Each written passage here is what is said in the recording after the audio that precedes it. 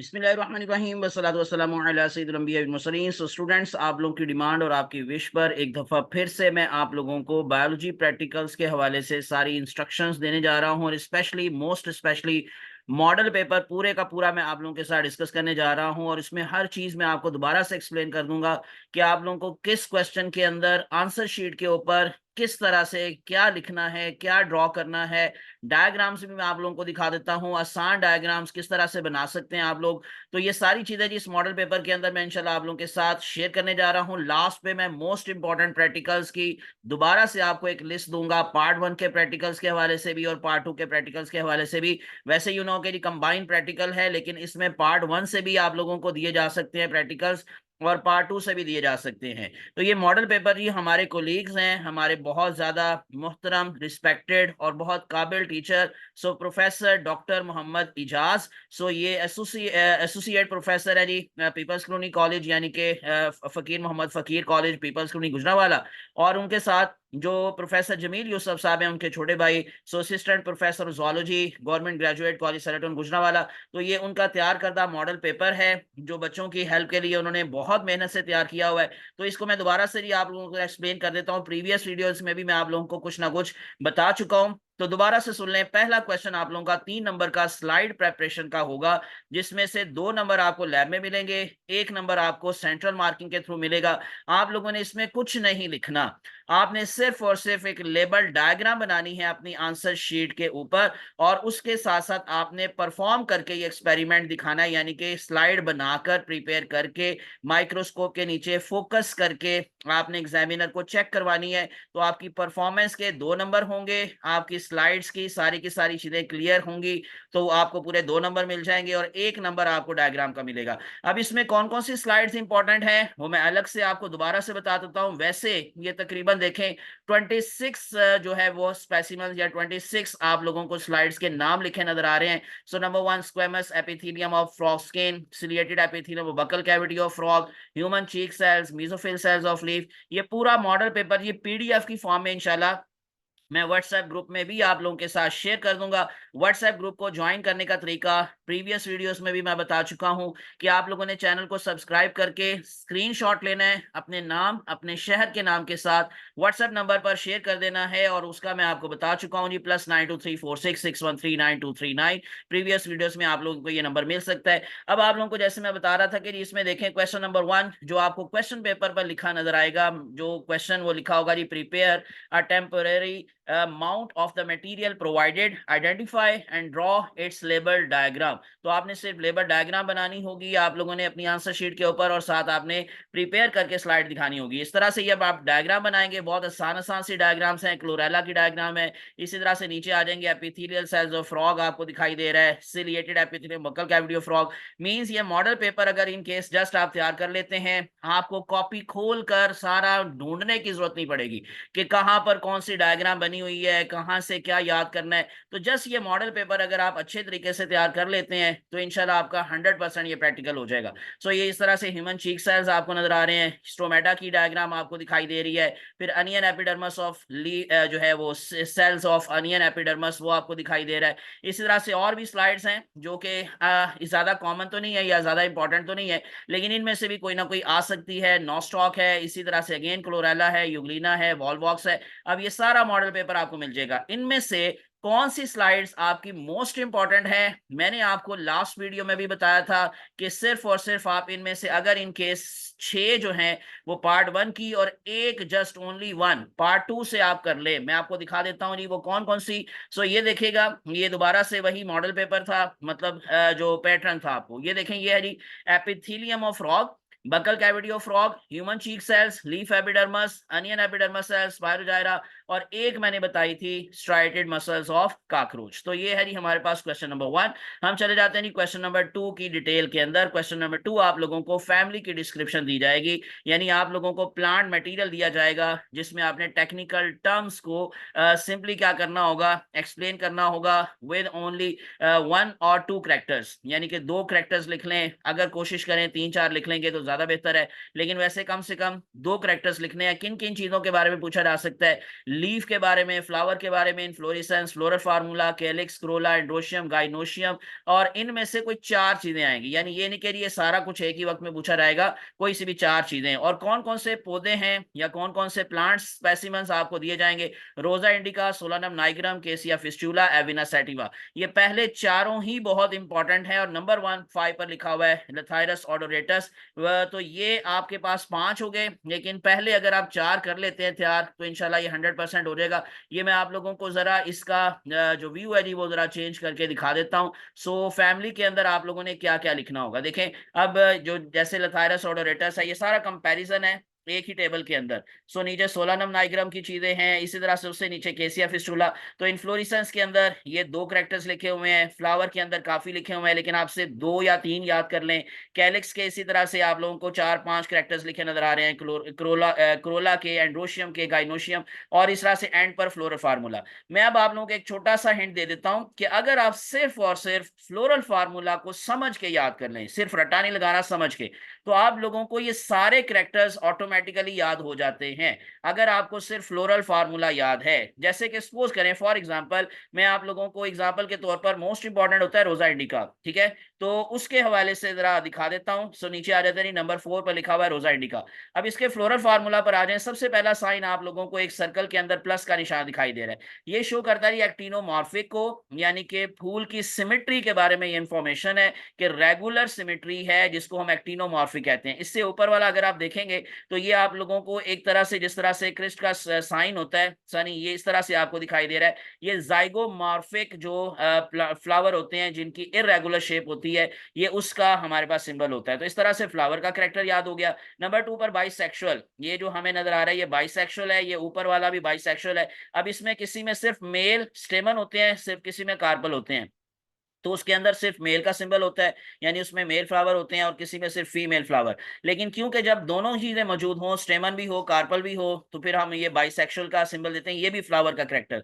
तो 2 character floral formula में यहीं से याद हो गए। उसके बाद के फॉर कैलिक्स, यानी कि सेपल्स के ग्रुप को कैलिक्स बोलते हैं। आगे 5 का मतलब होता है 5 सेपल्स, ये लिखा हुआ है 5 सेपल्स, और ये ब्रैकेट हमें बताती है गैमोसेपलस। अगर विदाउट ब्रैकेट हो, जैसे ऊपर वाले फार्मूला में ब्रैकेट नहीं लगी हुई, तो इसका मतलब होता है पॉलीसेपलस, यानी कि सेपल्स जो होते हैं वो फ्री होते हैं। तो इस तरह से ये सेपल्स का और कैलिक्स का एक करेक्टर यहीं से, बल्कि 2 करेक्टर्स यहीं से याद हो गए। सी फॉर क्रोला, यानी कि इसमें आप लोगों को पेटल्स की सारी प्रॉपर्टीज मिलेंगी। अब देखें 5 और आगे इन्फिनिट का साइन होता है, तो इसका मतलब बेसिकली 5 मींस 5 है, लेकिन वर्ल होता है 5 का, तो इसका मतलब क्या होता है कि ज्यादा है, लेकिन एक वर्ल में 5 पेटल्स होते हैं। और अगर ब्रैकेट का निशान नहीं है तो इसका मतलब ओपन है, यानी कि इन अदर वर्ड्स फ्री है, तो पॉलीपेटलस, अदरवाइज गैमोपेटलस होगा, जैसे कि नीचे वाले फ्लोरल फार्मूला में ब्रैकेट लगी हुई है। तो इस तरह से 2 कैरेक्टर्स क्रोला के भी याद हो गए। एंड्रोशियम के आगे इन्फिनिटी का निशान है, इसका मतलब क्या है, मैनी स्टेमन्स, और सारे के सारे क्या हैं, फ्री हैं।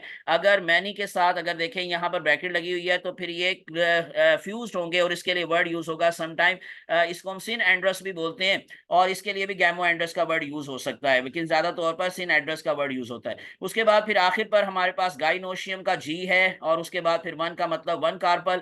अब नीचे अगर लाइन हो तो इसका मतलब होता है ओवरी सुपीरियर, और अगर लाइन ऊपर हो तो इसका मतलब होता है ओवरी इंफीरियर। और इस तरह से फ्लावर का भी एक फैक्टर पता चल जाता है कि अगर ओवरी सुपीरियर है तो हाइपोगाइनस, और अगर ओवरी इंफीरियर हो तो एपिगाइनस। तो अगर आपको फ्लोरल फार्मूला बस याद है, तो मैंने जैसे बताया कि ये सारे कैरेक्टर्स ऑटोमेटिकली याद हो जाएंगे। तो हर एक फैमिली का, हर एक पौधे का फ्लोरल फार्मूला जरूर याद कर लें, ठीक है। अब ये चारों नंबर आपको सेंटर से मिलेंगे, यानी सेंट्रल मार्किंग के थ्रू मिलेंगे, इसमें कोई भी नंबर आपको लैब में नहीं मिलेगा। आगे आगे स्केलेटन वाला टॉपिक जो है वो question. So question number 3, skeleton की डायग्राम आपको बनानी होगी, आपको उसे लेबल करना होगा। उससे पहले आप लोगों को पिक आउट, यानी कि आपको सामने फ्रॉग का स्केलेटन पड़ा हुआ है, तो एग्जामिनर आपको बताएगा जी इसमें से कौन सी वाली बोन पिक करनी है।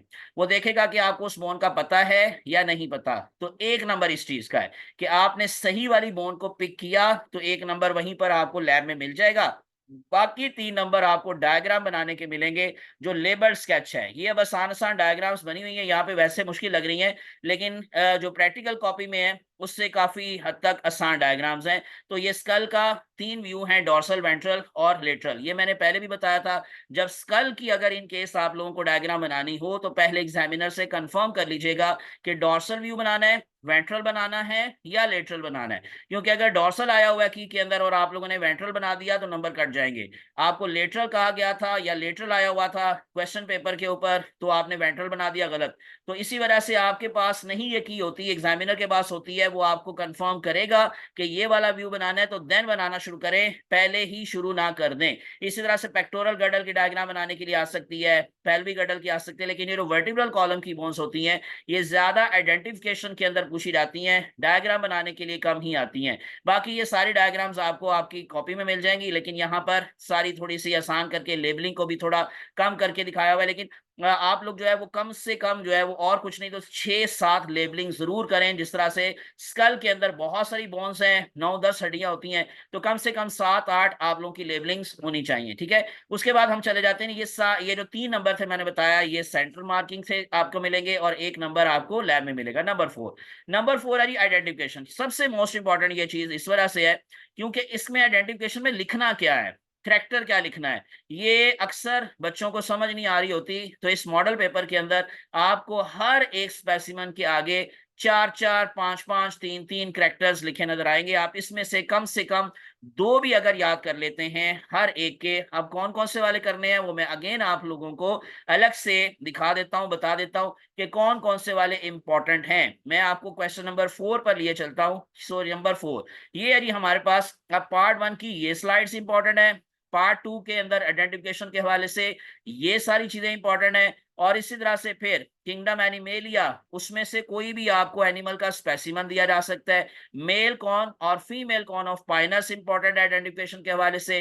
फ्रॉग के स्केलेटन में से मैंने जैसे बताया जी वर्टिब्रल कॉलम की जो बोन्स हैं, स्पेशली फर्स्ट वर्टिब्रा जिसका नाम एटलस है, फिफ्थ एंड लास्ट वर्टिब्रा वो इंपॉर्टेंट है, और फिर ऑपरेटस में से इनमें से कोई भी चीज रखी हो सकती है।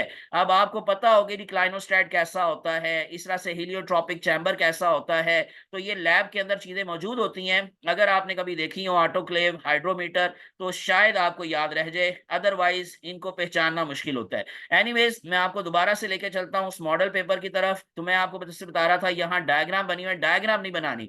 मैं आपको क्लियर कर दूं, आइडेंटिफिकेशन वाले क्वेश्चन के अंदर आपने डायग्राम नहीं बनानी, वैसे बनी हुई है। आपने सिर्फ और सिर्फ इसकी रीजन या करैक्टर लिखना होगा कि आपको आइडेंटिफिकेशन की रीजन लिखनी है या उसका कोई करैक्टर। तो ये सारी चीजों के करैक्टर्स पहले से लिखे हुए हैं, आपने सिर्फ इनको रट्टा लगा लेना है, याद कर लेना है। और किन चीजों को जो मैंने दूसरी तरफ से आपको अपने मॉडल पेपर के अंदर जो मोस्ट इंपॉर्टेंट स्लाइड्स या मोस्ट इंपॉर्टेंट ऑपरेटर्स के नाम लिखकर दिए हुए हैं, उनके आपने करैक्टर्स यहां से याद कर लेने हैं, ठीक है। उसके बाद आखिरी क्वेश्चन जो कि सबसे ज्यादा नंबरों वाला है, 10 नंबर का क्वेश्चन।